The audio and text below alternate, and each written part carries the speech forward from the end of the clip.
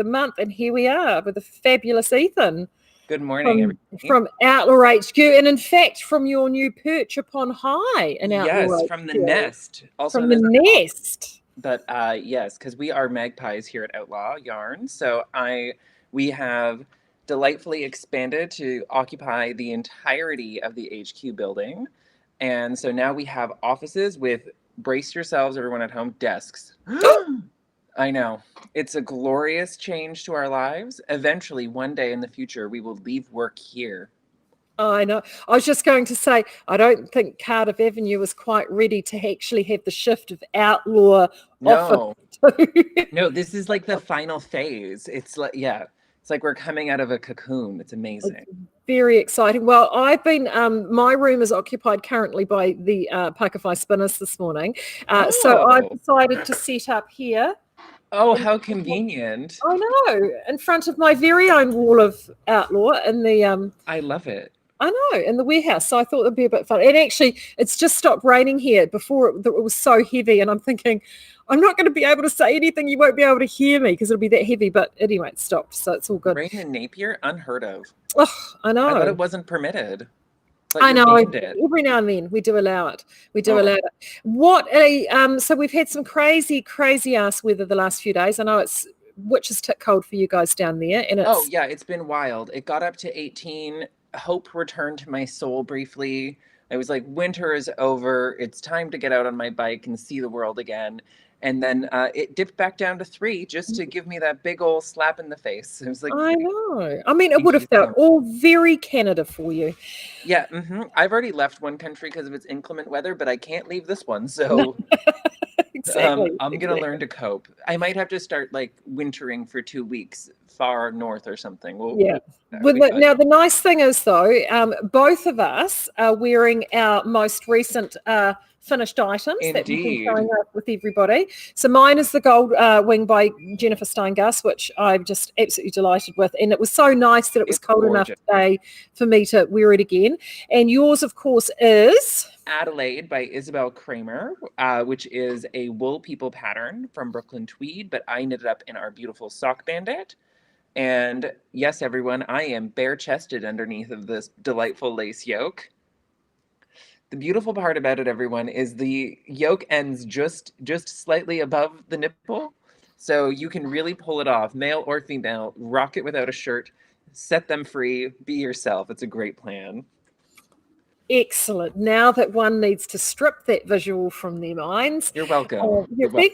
Thank you. No, and I'm glad you brought up Sock Bandit because actually we'll launch into this because it's a nice segue. I was talking about it the other day. I saw Deb popped up a photo of one of your latest samples to arrive into HQ. I wonder which one it could be. I wonder which one it could be. And I just absolutely loved it because it's a pattern that I'm considering actually doing as either my next knit along or the summer knit along for this year. And that is Rebel from Libby Johnson and Truly Myrtle, and it looks I'm going to back up. Now, as you may or may not know about our shop, we are big believers in having samples in a variety of sizes so that everyone who comes in can actually try something on. So we have a Rebel that Katie knit up for us, our amazing warehouse manager, Katie. It is absolutely beautiful. It's in the Sock Bandit Scamp Sprinkle colorway. Now, it is, I have to say, fabulous on people, and we have a wonderful customer who I am going to try to talk into modeling this wonder. We knit this in one of the larger sizes. It still did not take very long, partially because Katie's a witch. Yeah, look at that pooling. Fabulous. That's what I was trying to get on camera. On the sleeve. And, wait for it. Oh, what? Yeah, it looks like wood grain, I find. Oh, it's awesome. Which is just so incredible. And I have to say, when you look at the back, because this, of course, like many of Libby's patterns, uses that construction where you cast on the back, you knit back and forth in rows, then you pick up the front stitches, you work down to the underarm, you join them together in the round and work downwards. So what's really fabulous is it shows you the different pooling that you get from working at a slightly different gauge. As the stitches increase, it becomes more and more random and spread out. Yes. And I mean, I asked for the sample to be knit in this colorway. I'm not going to lie, which I know is kind of a wild thing, but I just love the scamp sprinkle, and it's so beautiful over a large garment. I think that sometimes we all get a little nervous playing with lots of color on big garments, but the nice part about it is it actually spreads it out. And well, as it and see, gets more that scamp even, sprinkle has got the same rich deep navy that you're wearing in your Adelaide. And see, that cardigan, if you were to wear, I mean, a lot of, navy, and you had a completely monochromatic base, and then you threw that over as a pop of colour, it would be just incredible. And see, Helen is sitting in the chat here at the minute, and see, she would look amazing in that. Absolutely That's amazing. exactly who we were thinking of when we thought of someone to wear this. If there is someone who said that, someone, I think I could just see Helen wearing that. She'd look so good. That's exactly Helen, what we you've been told. I expect photos. Next, please. Don't worry. As soon as we can get her in store, we're going to put her in this. It because would there's look, one person who, no one does color as well as Helen does color. No, she looks amazing in everything. Yeah. She is a gift. Yeah. But and even if you look at the fronts, the pooling lines up side to side.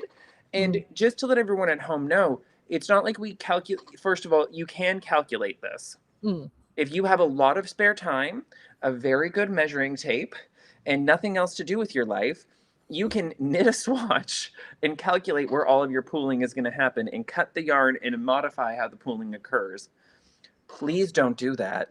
There are better things to do with your time. And the good part about this is showing it on such a large garment is we can show you right now that no matter how it pools, it looks fantastic. Yeah, exactly. Yeah. And it's part of what actually sets it apart, it makes it just, look completely unique. And, I just love it. As soon as I saw that posted, I was like, I think that is going to have to be.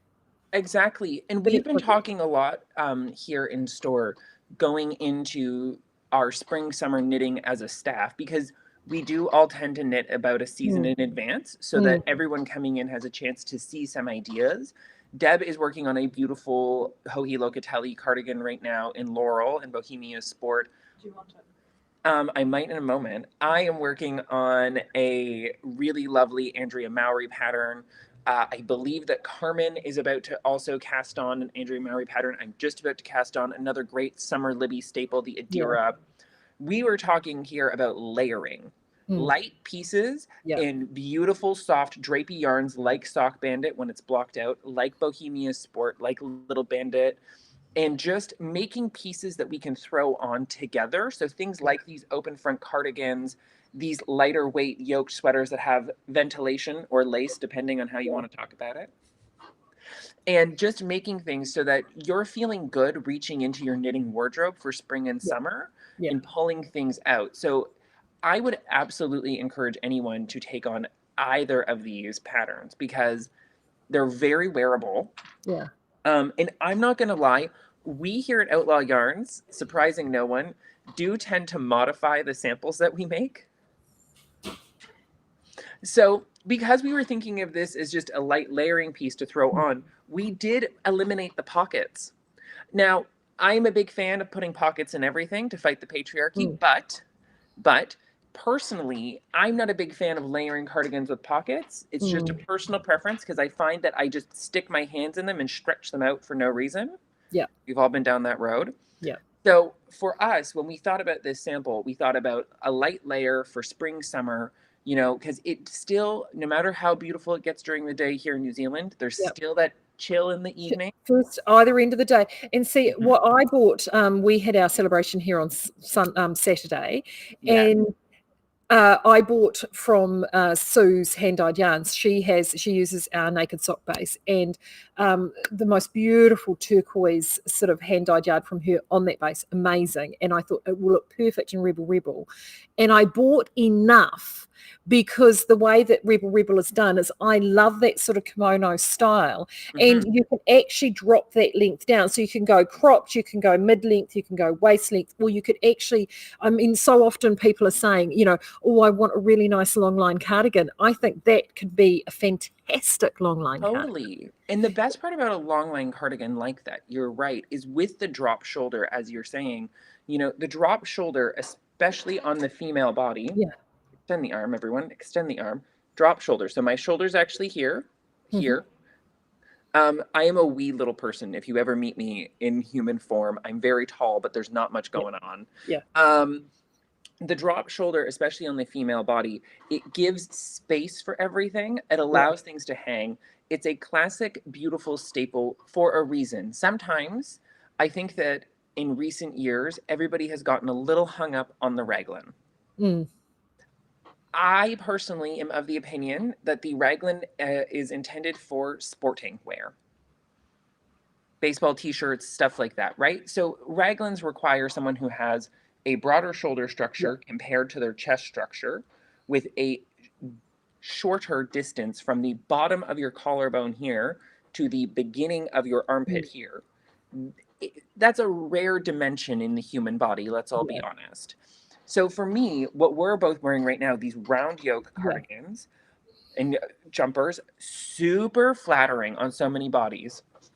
The drop shoulder cardigan, super flattering on so many bodies, especially if you are someone who has a variable bust size, which is a real thing that the knitting industry doesn't like to talk about. Your bust can grow and shrink over the course of a month for many reasons, everyone at home. I know this. I have 4 sisters. So these sorts of fits and these sorts of fits are forgiving, they're comfortable, and they're flattering. And I think that that's what we should hunt for in our knitwear. And there's been, there has been a huge trend in design for at least the last 5, if not the last 7 years, for very fitted garments, which, and I have to admit, if you've got the right figure for it, it looks fantastic. Or if you're capable of making modifications, like as I've done with this. I mean, as I spoke often about this particular sweater, it has a she had a very straight trunk when she designed it. Well, oh, darling, I mean, that's lap band surgery for me. That ain't going to happen. So, I know that I needed to make those modifications. Whereas something free flowing like that Rebel looks incredible on somebody who's very petite, all the way through to someone who's really generously proportioned. And so I'm sort of playing around because I've got 500 grams, so around 3, 6, 15. I've got about 1,800 meters of yarn. That's a good amount. A good amount, and I deliberately did that. I mean, it was all she had, so I couldn't exactly take what I knew would be okay. I mean, I had to, requisition all of it. But I like that I'm in my head, I am actually sort of going to be looking at long line, then probably with side hem splits. And I think that would look really, really flowy. Let me throw I've got a number of curveball, side hem split, short row curved back. Right? And so I'm sort of thinking about that, and I'm thinking with it potentially as well, because I've got a lot of like linen trousers and stuff that I wear in that sort of season. So sort of wide leg trousers, and it would look fantastic. It would, I completely agree. Yeah, so that's what I'm playing around. We both tend to knit. For everyone at home, Marie and I definitely knit to fill our wardrobe. Yeah, and definitely. Deb made a really good point the other day, and I like to give credit where credit's due, and I'm going to steal the photo of Deb's project from her, because thankfully our desks are now across from each other. So when I sit here and smile like this, I'm staring right at Deb, everyone. It's a glorious day in the office. So we recently sent out our newsletter.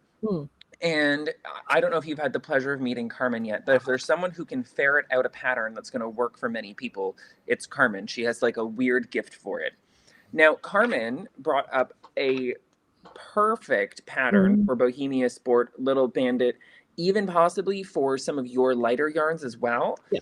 This is the Leica Cloud by Hoki Locatelli. Now, there are 3 things that we can both tell you about a Hoki pattern. 1, you are not going to get confused knitting it. This woman will lead you down a path to give you the garment that she shows you in the picture. 2, the fit is going to be relaxed. If you're looking for a fitted garment, if you're seeking that out, do not look up our friend Hoki. She's not here for that. She likes to be comfy, she likes to be classic, and she likes to give you a garment that is actually going to fit. Now, we all know that Hoki's classic sweater pattern is the boxy. There is a boxy for every body in every one. Yeah. It doesn't matter if you are small busted, large busted, if you like a worsted weight, if you prefer a 4-ply. if you like lace, just go look at her. She has endless variations of that. This little beauty here is what Deb is currently knitting up for the exact reason of what you just said. We need a long line cardi that's great for the summer that you can just throw on over top of things.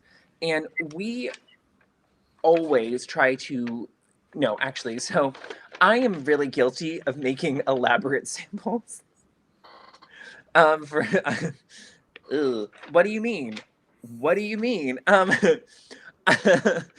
Sorry, everyone at home. I'm saying nothing. I know. So, like, I'm super guilty of making elaborate samples, and I'm making a genuine effort right now to dial that back by about 10%. It's not going well. However, luckily, I work with a team of people like Katie and Deb who know what people actually are going to knit and wear. And so they come forward with these beautiful ideas and these great samples. So I just want to show people, this is the exact construction that I was just mentioning. Yeah. So this is the one where you cast on this back panel first.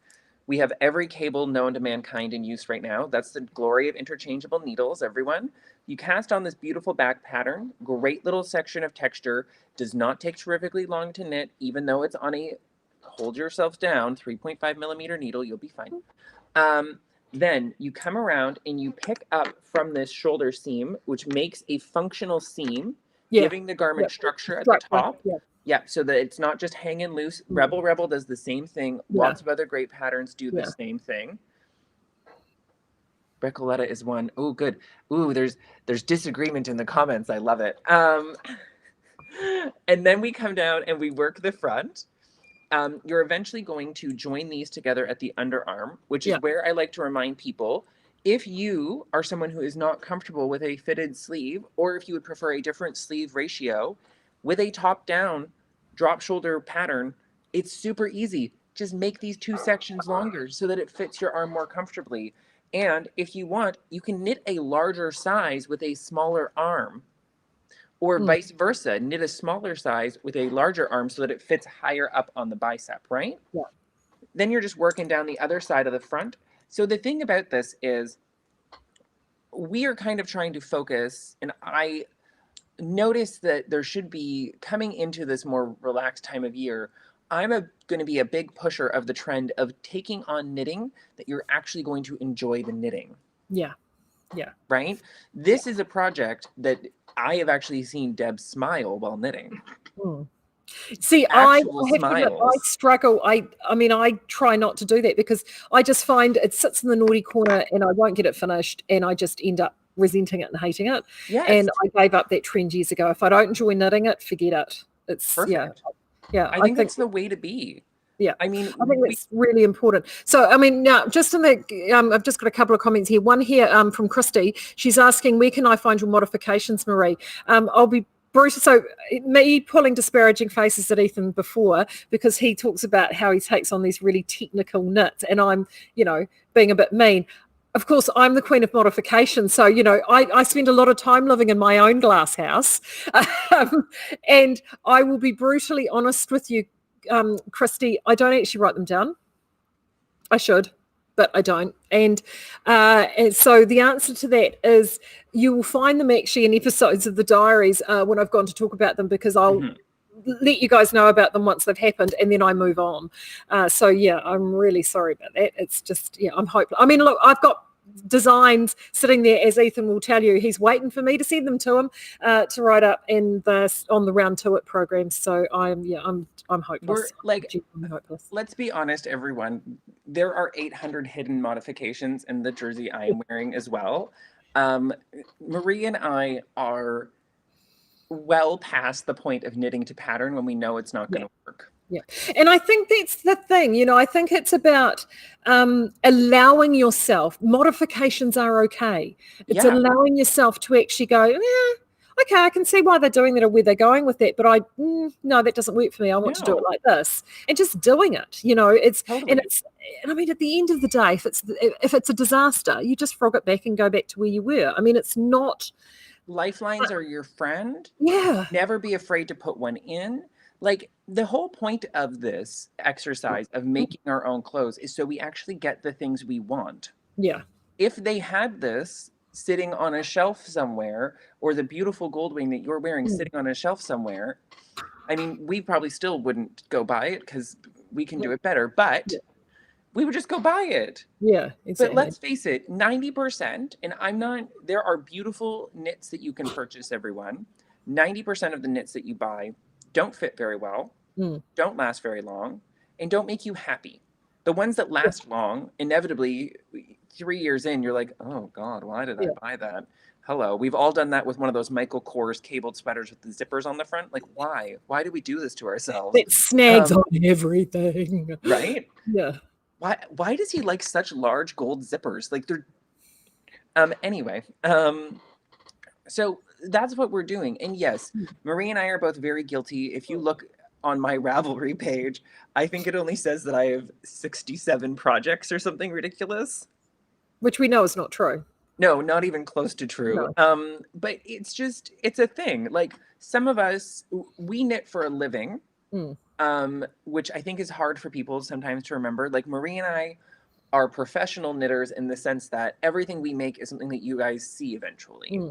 And so a lot of our knitting wardrobe is for a purpose. It's to show you possibilities and opportunities, and hopefully, when we can, to give you a jumping off point for where you might want to go, because we're wearing two diametrically opposed round yoke sweaters that have different finishings, different sleeves, different bodies, but all of you at home now have 1,000 different ideas, hopefully, from these two garments of what you can do. Yeah. And also too, I mean, in terms of modifications, I mean, honestly, I make a lot of this up as I go along. And so that sort of rounded asymmetrical back is something that I picked up from another design I did several years ago that was actually built into the pattern. And I thought, actually, I really like this. And it was just a series of short row shaping. So often a lot of patterns now, I find a lot of the mods that I make are sort of these Frankenstein-like modifications that I've, something that I picked up from this pattern or something that I picked up from somewhere else, or a technique there, or I'll look at that and I think, I think that might work. And you just, you Mary Shelley the shit out of it, basically. Exactly. Collar from a test knit, sleeves that I calculated on my own math, and a body that in theory is what the pattern said, but because I made the top of the sleeve bigger so that it would create this space so that the sweater would actually hang straight down from my shoulder, at the end of the day, is this Adelaide? Yes. Is this Adelaide that fits my body and is something I can wear every day? Yeah. Yeah. And, everything that we do is trial and error. Don't think that we make these modifications and they're perfect first time, every time, because they are not. I had to rip out one whole sleeve. Yeah. Yes. Yeah, exactly. And I know when I started this, I was the same. I mean, I had to do that. And in fact, I learned from the modification through the torso that I made on this sweater. I'd done a similar modification on the Rambler, and I hadn't done it really exactly how I would like to have done it. Okay. So I've gone and taken the learning from the Rambler and then improved it onto this. So it is trial and error. It isn't always perfect first time round. So, making mistakes is how you actually get from point A to point B. Yes. And the modifications that I make will be great for me, but not everyone is shaped the same as me. But it is just the idea to let you know that you can make those modifications and don't be afraid to do it. So Amy is saying here, she modified a pattern recently because she hated the lace section. A baby blanket now has lace at the bottom and the sides, but with stockinette in the middle. Watching these videos has given the confidence to say, I don't have to knit what the pattern says. And we're so glad. And that's what we're here for, because really a pattern for me is a guide. Yes. It's like a roadmap to get from point A to point B, because not all journeys can have multiple ways to get, multiple routes to get from one place to another. And that's what we both love about Japanese patterns. Yes.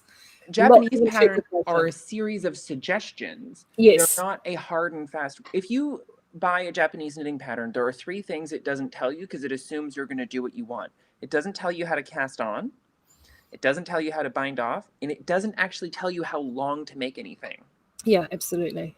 Yeah, exactly. Yeah. Deb's, yes, completely normal. She's saying, so the 20 plus frogging incidences per garment and the 100 modifications per garment is normal, yippee, ha. totally normal. You know, every now. What human honestly, being is a standard size?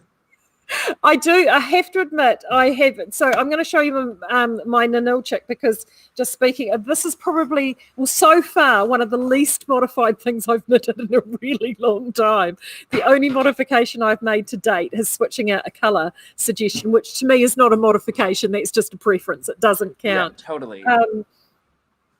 Oh, hold on, run the wrong way. Oh, there we go. Oh, it doesn't. Okay, so this is side to side. Sorry, because that's where I am in the row. But so that's the back there. But yeah, hold on, I'll stretch back so you can see it. Damn, that is sharp. Yeah. So the color change modification that I've got in here is here. This orange here was actually what is the oatmeal. And I just looked at that and I thought, no, it's the orange. It has to have the orange. Yeah, I mean, it's you. It does have to be orange. Yeah, exactly. So I'm here, and I'm now down to. Let's lift this up here. That looks great. Yeah, it is. So I'm now down onto the last chart. So I'm onto these chevrons at the bottom now, diamonds and chevrons. And it's it's actually. Now, you mentioned before about enjoying the things that you knit. This I have to say, is a really pleasurable thing to knit. That's good to hear. I have to say, I'm going to agree with you on this one. Yes. You know me, I like a good float. You do like a good float. I went in preparation for this and looked through tons and tons of Nilchick swan shows. Also, I really love, we don't recommend that you watch any knitting podcast but ours, just to be clear, everyone. But if you're going to, because you can't get enough, there is a excellent Fruity Knitting episode with Caitlin Hunter where she pronounces all of her sweater names. They hold up cards and say them just in case you need help like I did. Soldotna for everyone else out there. Whoa. The Nilchick Swan Show pattern, the thing about it that I really love was going on and looking and seeing people have modified those left, right, and center, first of all. I know. But on every single one of them, even color choices that I would be like, ooh, normally, it's gorgeous. That is the most forgiving color work pattern I have ever witnessed. Yeah, it is. And I mean, I chose, I had this theory around the theory of choosing those colors in terms of where they sat in the color wheel. And because when you put the balls together and you look at them, you're like, but for me, I was channeling for some reason that beautiful, the jadey green of the tailor with the purple of the baker and the orange of the chapel, for me was just very reminiscent, very 1980s, very sort of almost bubblegum pop. I don't know why. That's how I felt about it. It's a little like later Bowie. Yeah, exactly. And I kind of was hoping that they would all work together in the hat. So I'm really utterly delighted with that. Yes. Now I knew this was happening. As is the law when we're Helen is right. It's Christy Glass Knits, not Fruity Knitting. Hold the phone, everyone. I've directed you to the wrong podcast interview. So the only thing about this is that it's I've done it in the Sockmatician DK. I know I'm going to have to go and get a glass of water. I know that I'm going to get this finished actually quite quickly. I'm just onto that last chevron. It's going to be too heavy for me to wear coming into the next season. So it will live at the shop so people will get to enjoy it. And it will certainly be a through the middle of winter style of knit, which is why the Rebel is one that I'm quite excited about. Just returning someone's project. Yeah. So I think that would be... oh no, I lost a ball. Yeah, so I think that would be something that would work really, really well. So I'm really delighted with how that's going. I'm really enjoying the colour work, and it's just nice to sort of change it up and mix it up. From this style of colour work, which is essentially just 2-strand, through to this one, which is 3 colours, but it is pretty straightforward. So now, as per usual, actually, I have an extra thing to show off. Just in case anyone is sitting at home and has a large quantity of one color of DK weight yarn and a very small quantity of 2 colors of DK weight yarn, and you've been thinking to yourself, how do you use that in a garment? It turns out our girl Katrin Schneider has an answer. So this is the 7 Teased cardigan by Katrin Schneider. Oh, this is in the Gothic. It is in Gothic. So if any of you have your bag of Gothic that you intelligently ordered 3 weeks ago, sitting at home, first of all, congratulations, everyone. Second of all, I firmly recommend this pattern if you did like a mystery pack and then topped up and you have a bunch of different colors. Yeah. This is a top down, ends not woven in, buttons not on it. Yeah, in true outlaw tradition, yes. Yep. See, the needles are out of it. I'm already ahead of the curve. Seamless saddle shoulder cardigan. Now, I love a saddle shoulder. I don't love to seam a saddle shoulder, even though I like to seam.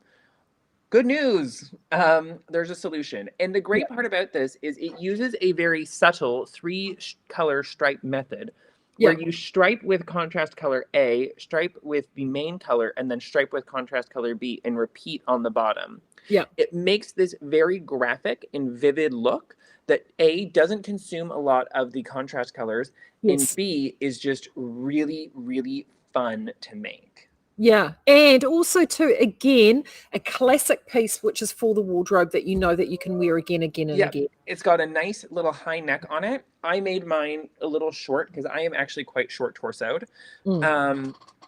And I, speaking of modifications, I am not a big fan of doing row upon row upon row of twisted rib. If you like to do lots of twisted rib, good on you, not my jam. So I just did a classic 1x1 rib on the bottom of the cuffs and everything, as per usual, that sewn tubular bind off, tubular cast-ons. It's a lifestyle choice. And I really love the way that this project has come out. I'm very happy with it. Would recommend. While I'm sitting here, am I sitting on the right? Oh, here we go. Like, whilst I'm sitting on the right side of the warehouse. Okay. So we do still have some Ruthven left in there. So if you've got some Bohemia worsted, or you've got a couple of even previous Gothics from previous years, and you're needing the sweater quantity of, we've definitely got some Ruthven there, and I think we have got some Hyde and Keats in the shop, but and we might have some Radcliffe in the shop, but I think that's where it ends for us. I think we have some Victor and some Ruthven. Yeah. Maybe. Yeah, is there a little bit of Radcliffe? There's a little bit of Radcliffe if you come into the shop. Yeah. So we're pretty much the same. But there's a little bit of Keats as well. Yeah. There is no Hyde. There is, I think, one ball of Lewis. Yeah. I know, crazy. I got the last ball of Lewis that's sitting on my desk, actually. It was mine. So. Now, naturally, so that's my finished project.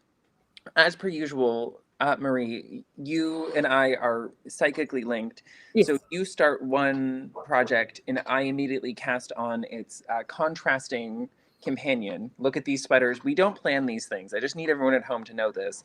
It's literally, it just happens. So I thought to myself, and as I mentioned, we're doing kind of a layering theme here at Outlaw HQ. Now, everyone, just to be clear with you, I like a high neck on everything. Like if I could, it would go right to my earlobes at all times, even in the middle of summer. So don't look at this sweater and think that I didn't modify it, because I did.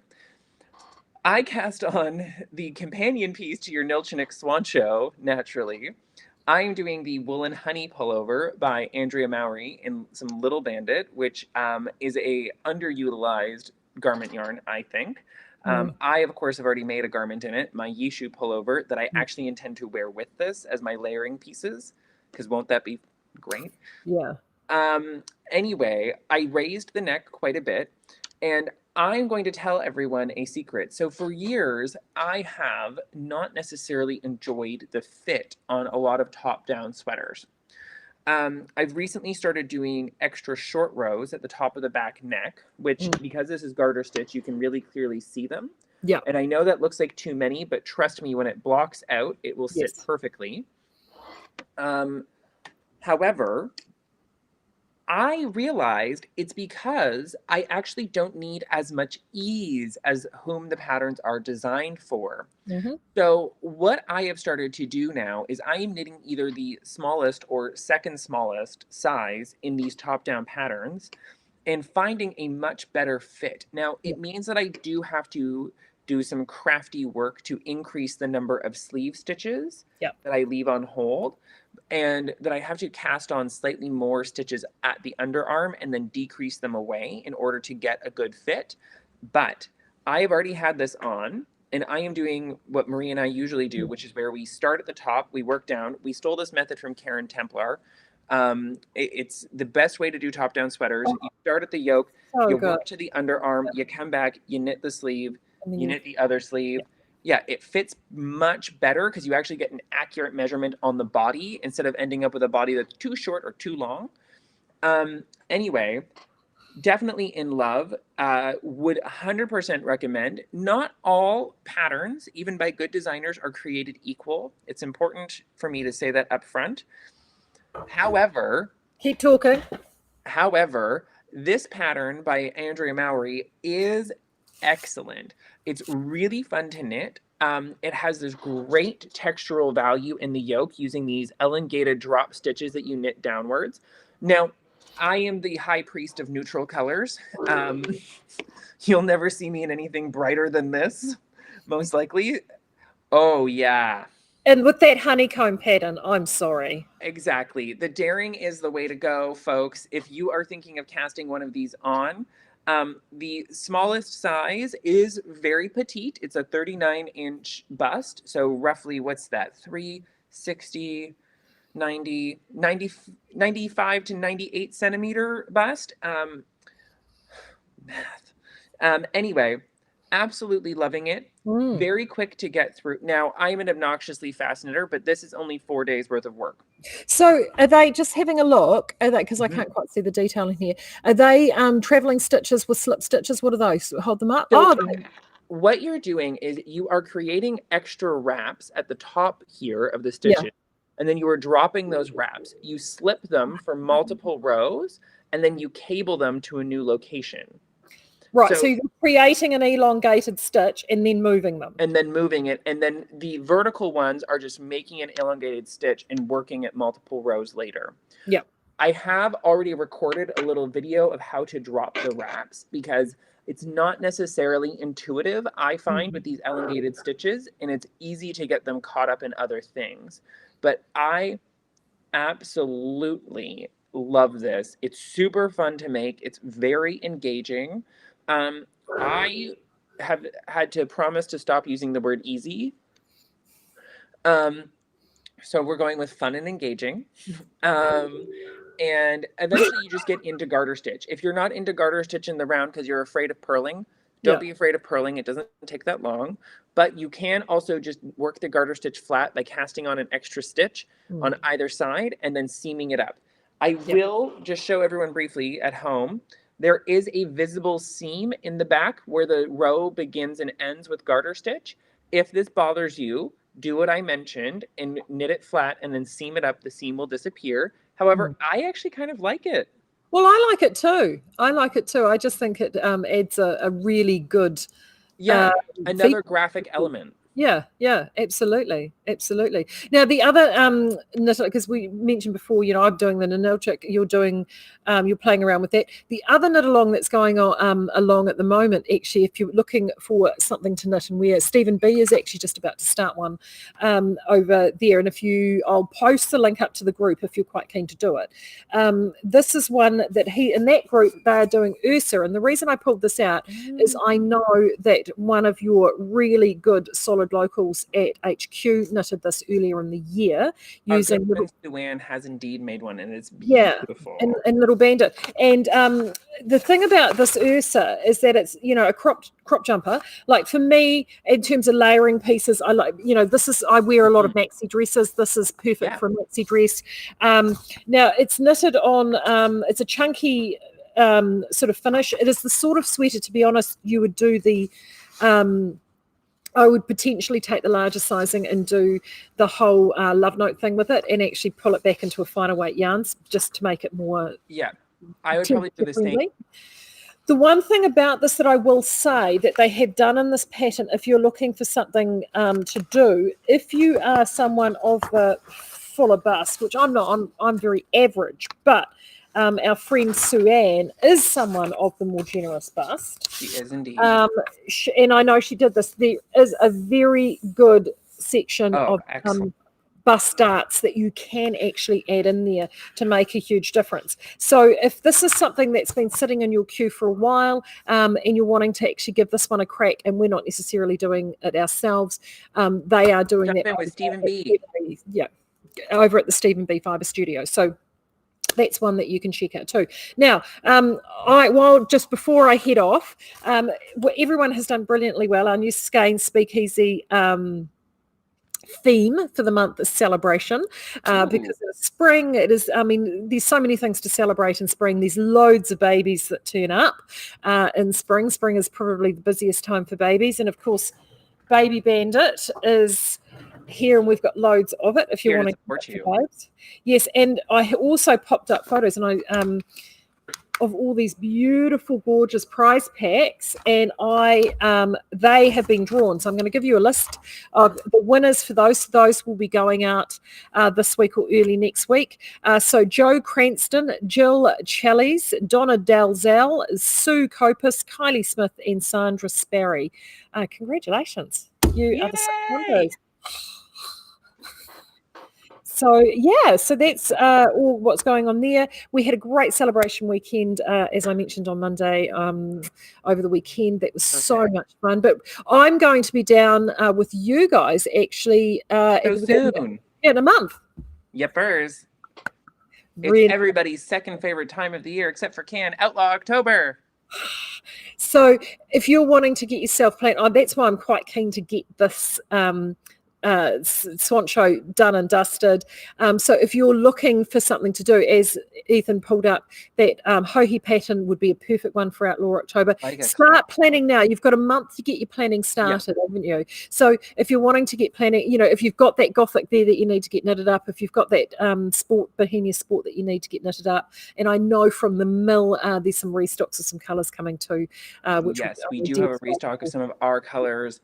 So we've got Erebus back, we've got Carnival back, Bone has returned to fulfill all of our pink fantasies. And you know what? Everyone is about the red at the moment. Have you noticed that? It is the it colour of the moment. First of all, red is one of the few colours I actually willingly wear. So welcome to my party, everyone. You're going to love it. As you know, I do have a bright red knee-length knitted coat, so... Yes, exactly. So there is still plenty of fun knitting stuff to be done across the spring. So we're really excited about that. Yeah. So this time, I'm just thinking about it, what we might do this time. So the first Thursday next month, I will be, actually, I haven't got my Talapohoni here. I've got a funny feeling that you might be with me in person. We might move it. No, because I'm flying down on Friday. We might move it from Thursday to Friday so we can do it together. That would be so much fun. That would be fun. We might do that. I can't wait to be here. Yes, I definitely know I'm on the first flight out in the morning at like 6:30 in the morning. So I will definitely be there with you guys on Friday. So that will Just for the record, everyone, don't bother Marie and I that Sunday. We will be hungover. Thank you very much. Deb and Marie and I are going out Saturday night. It's not optional. Right. Are you right? It's good to see you've got the social club organized. Oh yeah, of course. Guys, 80% of the point of knitting is to visit with everyone. Like, let's be honest here. Exactly. It is. And 80% of visiting with people is drinking. So boom. One leads to the other. It's a glorious train of thought. It starts with the friendship, it goes to the knitting, and then before you know, you have to frog the next day because whoops, as you like to say, Designs by Chardonnay has intervened. Absolutely, which is why I put a glass guide on everything that I knit. Up here for thinking, here for drinking. All right, on that note, everyone have a fantastic weekend. I will be back on Monday. Thank you, Ethan. As always, spectacular. I'm always glad to be here. So good. Everyone else in the chat, thank you for joining us. We will see you again on Monday. And hopefully, I will have this Swan Show almost done. Fingers crossed. See you then.